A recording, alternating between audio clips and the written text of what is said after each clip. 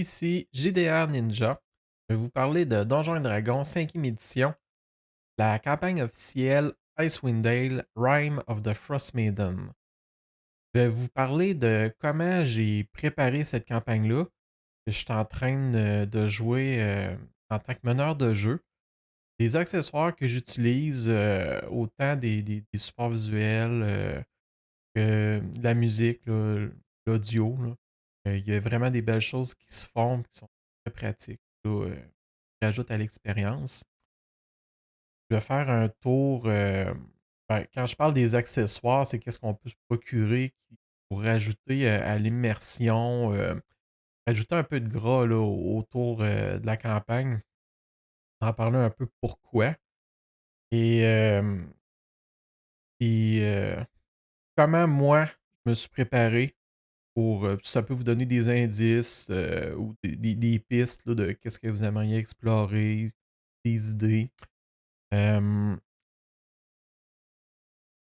comprendrez que cette vidéo s'adresse aux maîtres de jeu qui veulent se préparer pour la campagne ou qui sont en train de la faire. Les joueurs, si vous l'écoutez, vous risquez de vous spoiler des éléments pour vous enlever un peu de plaisir. Donc, cette vidéo s'adresse aux maîtres de jeu particulièrement. On va commencer ça. Je me suis procuré la campagne en digital parce que je voulais la jouer en ligne sur Foundry VTT. Je trouvais ça plus facile de pouvoir réutiliser les images de cette manière-là, vu qu'il était déjà en format numérique, et aussi les textes, pouvoir en recopier une partie dans le logiciel.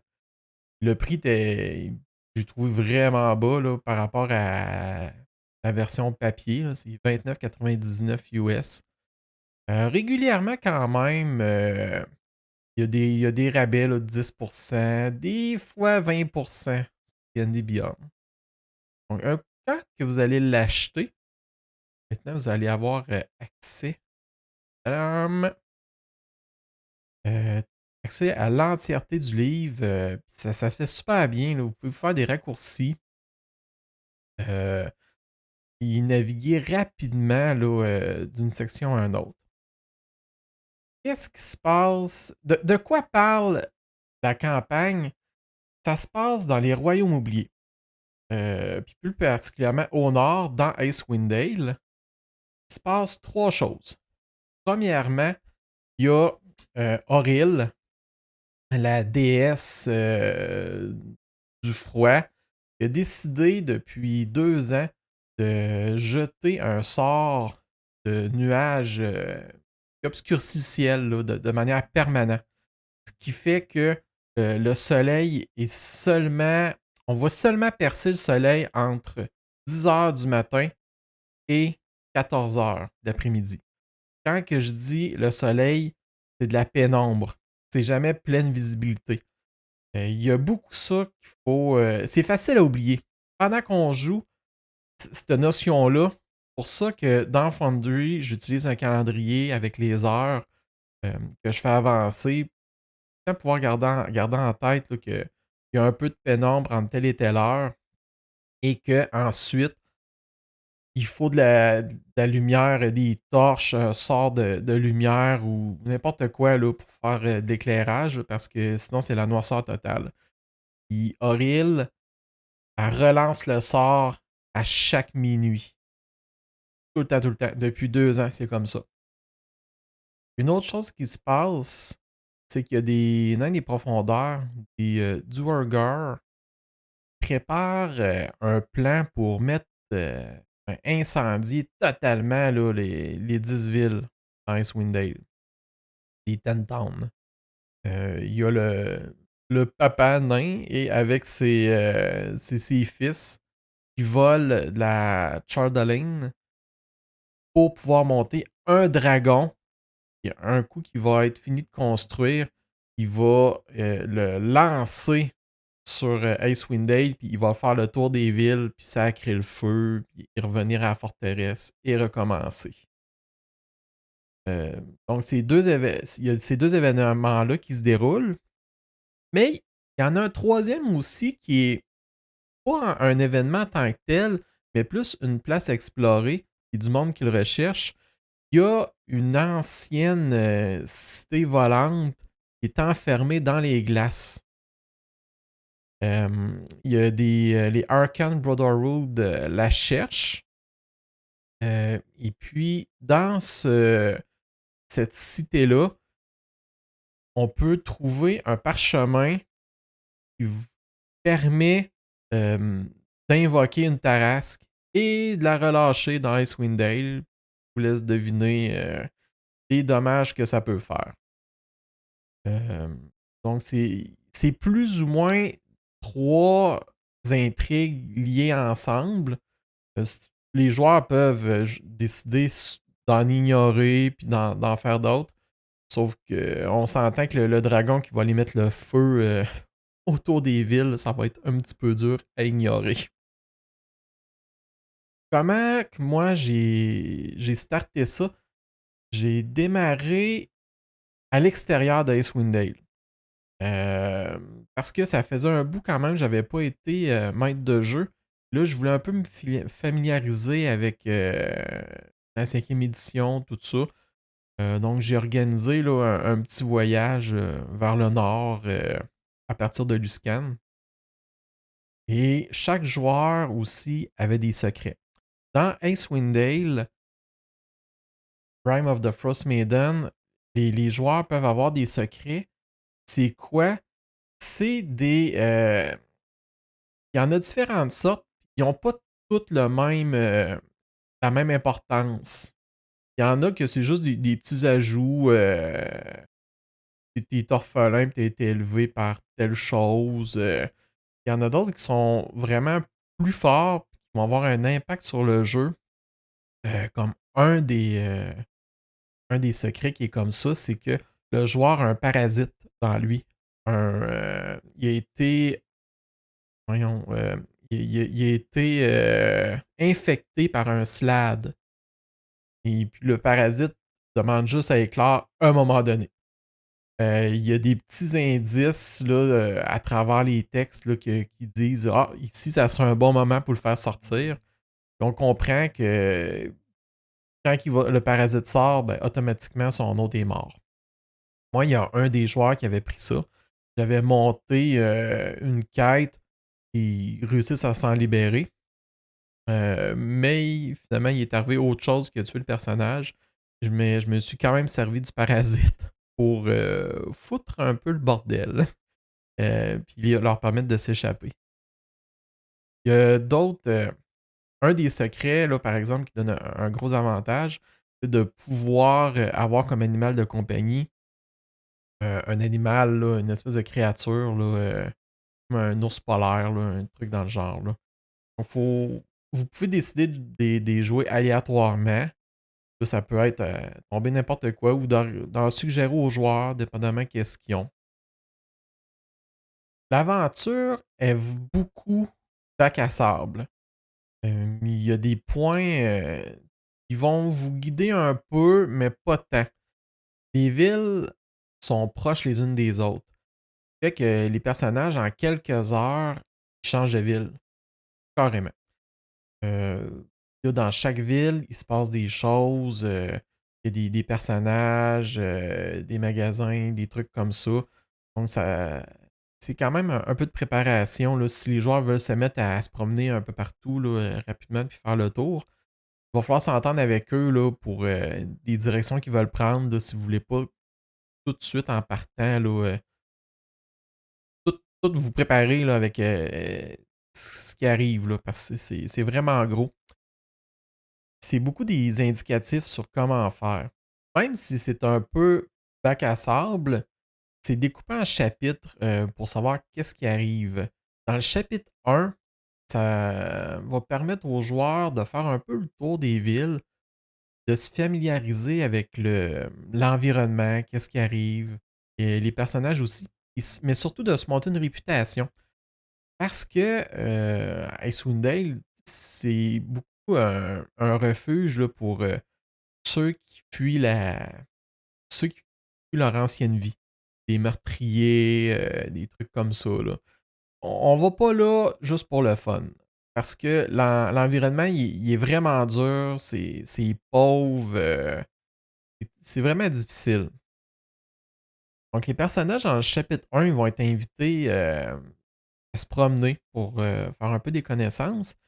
Et il y a deux quests de départ qui sont suggérés. Une que c'est le Cold Earth Killer, le Nature Spirits. Moi, j'ai pris le tueur. Euh, le tueur, c'est que ce qui arrive présentement depuis les 2 ans, il y a des druides qui sont promenés puis qui ont dit ben Auril n'est pas contente, faudrait que vous fassiez des sacrifices pour la calmer. Donc là, dépendamment on pourrait dire, l'alignement des villes, mais plus de la personne qui les dirige, ils ont pris des décisions. Il y a 3 villes qui font des sacrifices humanoïdes à chaque nouvelle lune. C'est organisé avec une espèce de loterie là, totalement aléatoire. Puis il y en a qui payent pour ne pas en faire partie. Euh, Puis cette quête de départ-là, c'est que il y a un tueur en série qui va tuer les personnes qui se retirent de la loterie. J'aimais beaucoup un peu le style, un petit peu scénario d'enquête. Le seul problème avec cette quête-là telle quelle, c'est que en partant, en présentant l'intrigue de départ, le personnage non-joueur dit tout de suite c'est qui.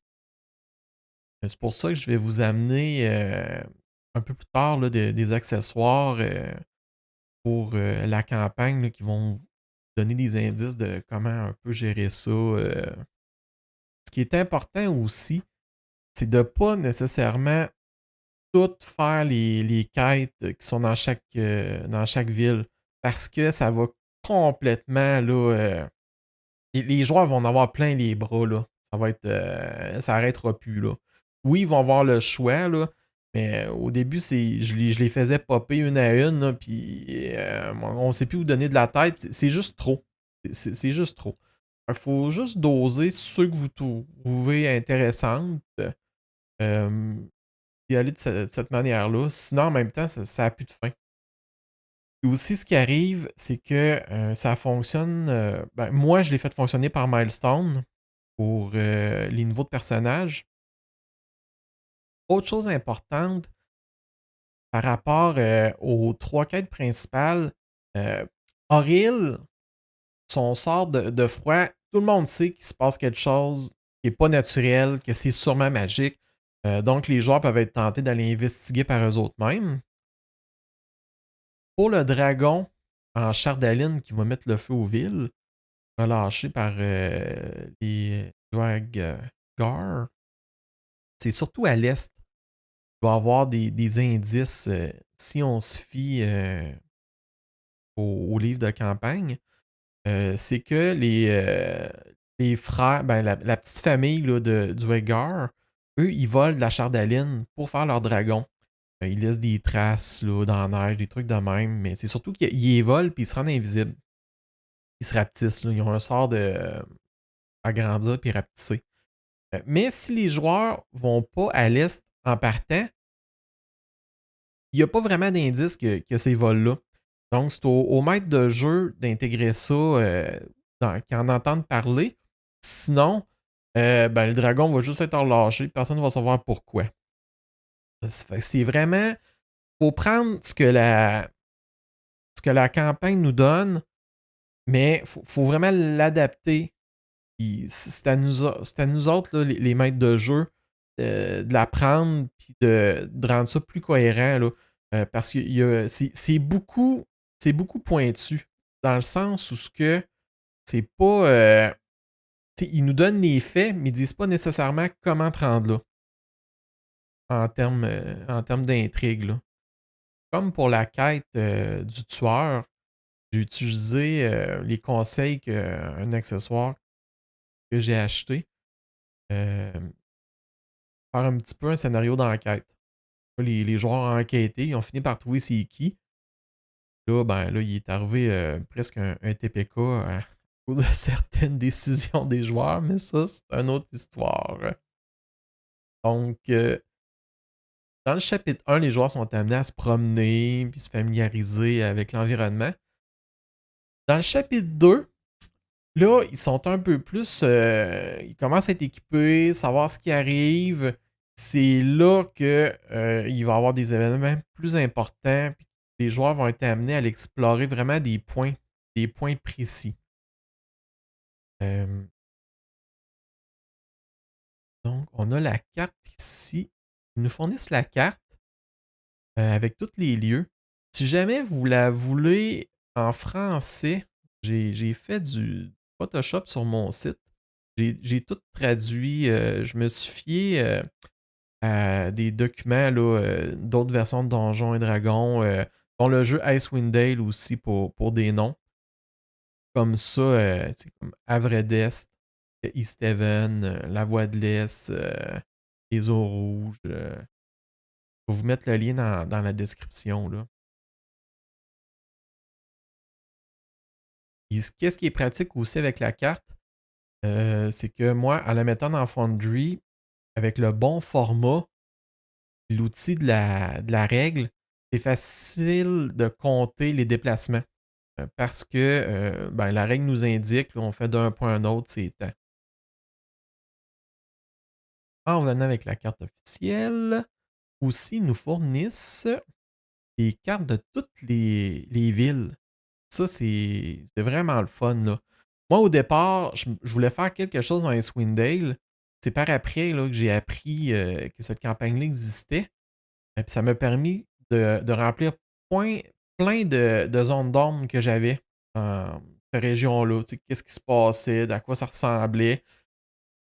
Ce qui est le fun là, maintenant, là, c'est qu'on a le nom de tous les orateurs, les speakers en anglais, des genres de maires élus qui s'occupent de chaque petite ville. Et les relations aussi entre. Parce que. Oups.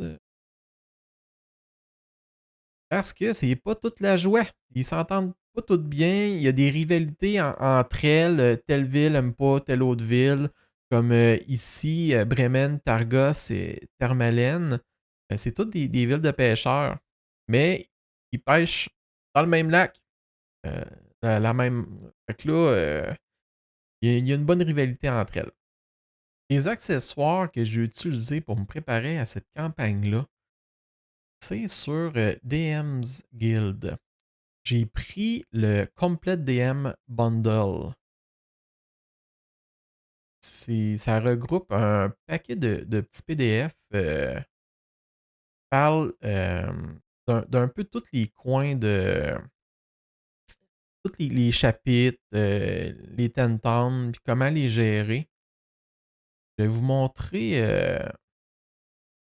Voilà, on voit. Ils fournissent même des cartes. C'est déjà. C'est déjà prêt à l'emploi, là. J'ai trouvé ça vraiment pratique. Comme ici, des distances et des temps de voyage alternatifs.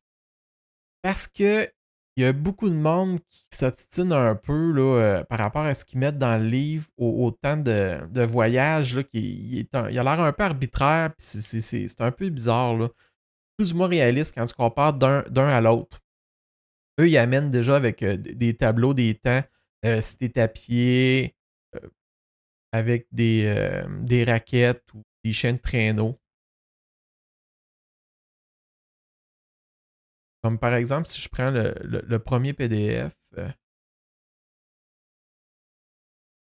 ici, voici le contenu, ils vont vous montrer bon, la session 0, les types de secrets, comment les utiliser. Ils vont revenir aussi avec qu'est-ce que dans le livre ça parle des avalanches, les blizzards, les vitesses, puis amener des règles alternatives pour s'aider.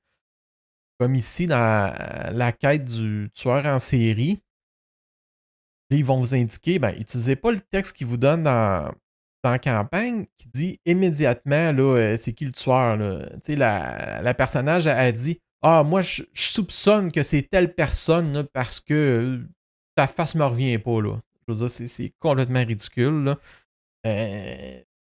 Fait que là, ils vont vous donner des. Par exemple, les trois derniers meurtres qui ont eu lieu dans telle ville, c'était qui?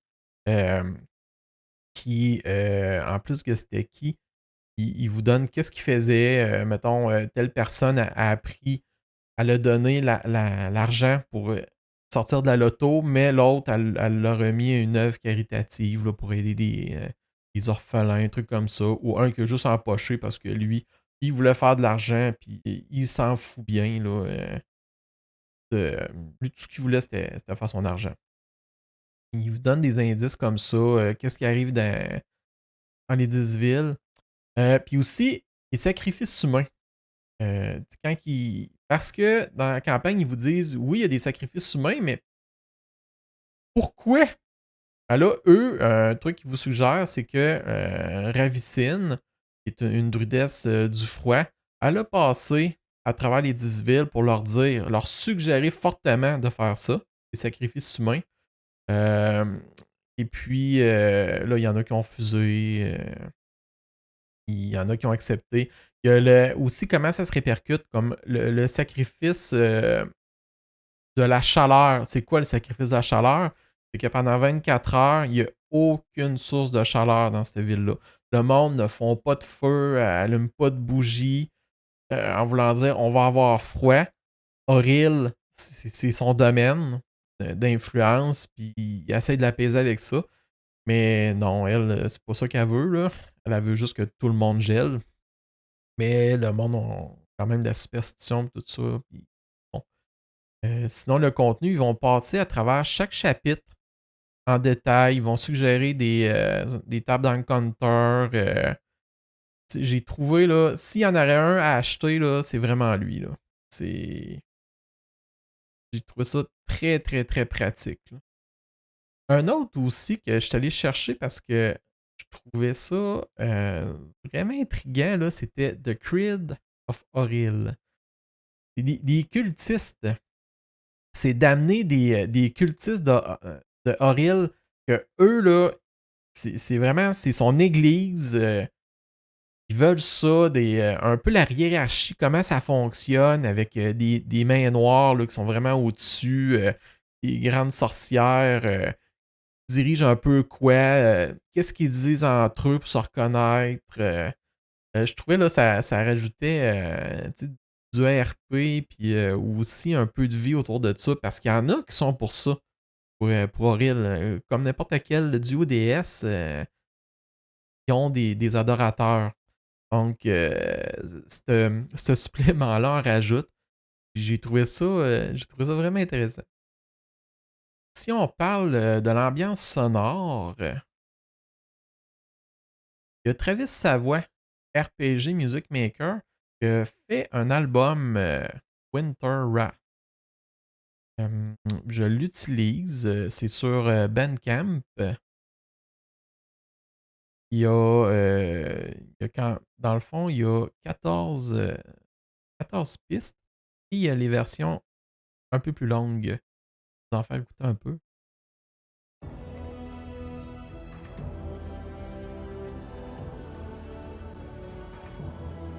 Ça met dans l'ambiance, là.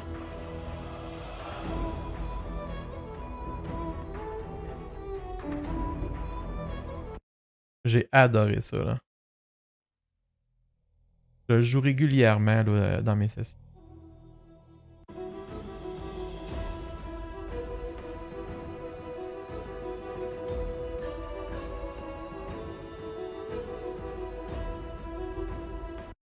Je vais vous mettre le lien dans la description plus bas.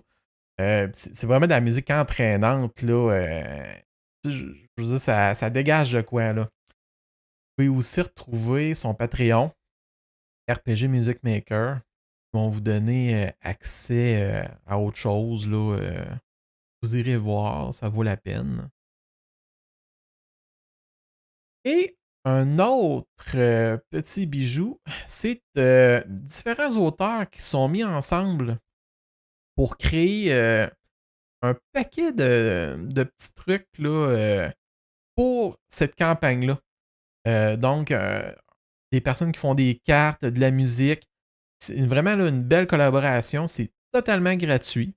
Shard of the Storms.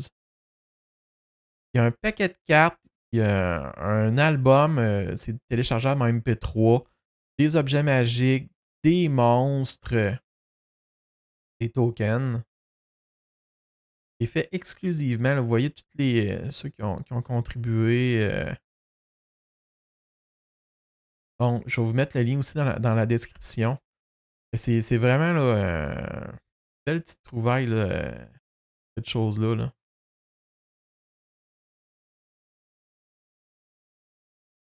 Une fois la carte rentrée dans Foundry, ça un exemple là, avec la règle qui sert un peu rapidement à les distances. Là. Comme là, on voit, là, je trace ma ligne, ça se calcule automatiquement. Là. C'est sûr que c'est en ligne droite, on rajoute un peu, mais ça donne quand même. Les joueurs, même rapidement, là, ils peuvent estimer, OK, ça va prendre au moins à peu près telle distance.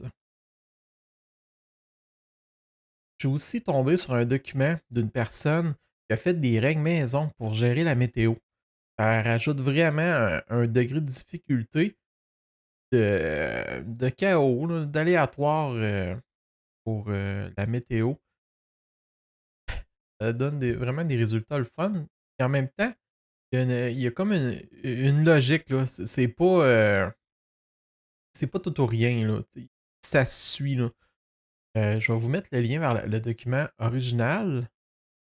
Je vais vous montrer comment je l'ai intégré dans Foundry. Dans Foundry, j'ai créé une table de météo qui est basée sur un dessin à partir du document précédent. Donc, au début de la journée, je brasse un dessin. Là, dépendamment de ce qui arrive, ça, on va voir ici dans le chat, j'ai brassé tantôt. Juin 14, ça me donne un ciel clair. Qu'est-ce qu'un ciel clair? J'ai l'entrée vers les journaux. La durée, c'est 2D4. Là, je rebrasse un 2D4. 4, ça va durer 4 heures. Puis il y a seulement moi qui le sais. Avec qu'est-ce que ça a comme effet? Il n'y a aucun vent, la lumière est tamisée, faible. Quand c'est la pleine lune où il y a des aurores, la perception, c'est des avantages. Et après les 4 heures, ça va aller sur la table météo ciel clair. Là, la table est beaucoup plus petite, mais est encore basée sur un dessin. Et comment ça peut virer. Le vortex venteux, c'est un truc qui est assez violent. Là. Ça peut. Il y a 5% de chances que ça arrive. Quand ça arrive pas trop longtemps. Donc, c'est quand même long à rentrer, mais un coup que c'est fait, là, c'est vraiment merveilleux. Là. Pour chacune des entrées, il y a une table supplémentaire. Et ensuite, il y a une entrée pour chaque, comme le vortex venteux. Qu'est-ce qui arrive? C'est des vents sévères. Puis c'est un des 4 heures. C'est un froid extrême. Même si la personne a de la résistance au froid naturel, les feux sont éteints. Je veux dire, le brouillard reste pas. Ça rajoute vraiment une difficulté. Il faut savoir doser aussi. Parce que si on est tout le temps en train de rouler ça, je veux dire, il peut arriver des situations là, que les joueurs vont juste mourir parce qu'ils se font pogner dans une tempête là, qui finit plus, où ils reviennent, là, ils ont combattu, ils n'ont plus rien. À un moment donné, moi par contre, ça a donné un fait cocasse. Là. Les joueurs voulaient fuir la ville. Pas fuir la ville, mais ils voulaient juste partir. Là, j'ai roulé, puis il y a eu une tempête. La tempête a duré 4 heures. Pendant ce temps-là, les joueurs sont quand même sortis, mais dans la ville, faire quelques petites affaires. Ils ont fini par résoudre une quête pendant la tempête. Mais c'était cocasse. Voilà, ça serait tout pour ma première partie là, de préparation. Là, un peu se mettre dans l'ambiance, commencer à débuter ça. Là, présentement, nous, on arrive au chapitre 2. Je vais sûrement faire un vidéo un peu plus tard là, pour savoir les rendus là un peu qu'est-ce que j'ai fait. J'ai seulement surtout feuilleté. Je me suis vraiment concentré là, pour absorber là, ce qui se passait dans les 10 villes. J'espère que ça va vous aider, puis que ça vous a plu, c'est comment je me suis préparé là, pour cette campagne-là. Qu'est-ce qui vous attend? Je vais vous souhaiter bonne partie.